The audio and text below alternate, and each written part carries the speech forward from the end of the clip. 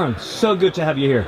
Great to be here. Thanks for having me. Could you give us a little summary of what you have been talking about this afternoon? Yeah, so the entire theme of this afternoon's presentation was Journey to High Performance, how we as coaches need to paint with many brushes as we're developing young youth from kids that are interested in the game, and that interest turns into a desire to want to compete, and ultimately that competitive spirit continues to grow, maybe to the extent that they want to play professional golf or college or high school golf. And the things that we need to be present and focused on, which are changing over time, but I identified several of those traits or those characteristics, I call them elements, that then would enable that player to continue to grow. And it was just great to share information that I'm happy to share, that I've had to learn through experience, through making mistakes. So really the entire objective here is to help people not make the mistakes that I've made over the last 20 years.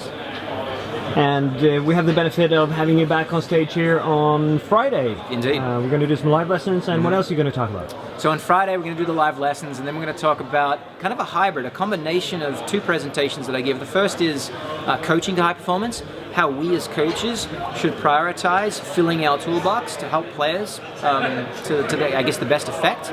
And then the next part is how we can give the tools to the players so they can grow some self-sufficiency, so we don't have to be there all the time, because largely we can't, right? There are so many clients that we try and spread time around that we need to make sure that a person's getting better outside of our presence. So that's stay tuned for Friday.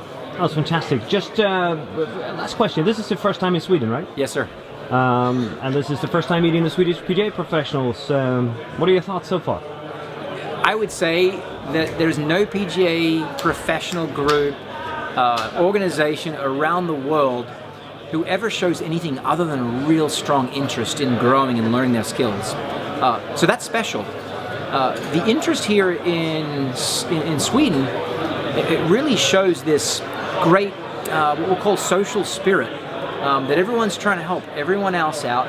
And it starts at the top, doesn't it? It starts with national organizations, the PGA and the Federation, the trickle-down effect in growing players with a country that has a population of thereabouts 10 million. In Dallas-Fort Worth, the city I live, we have 7 million.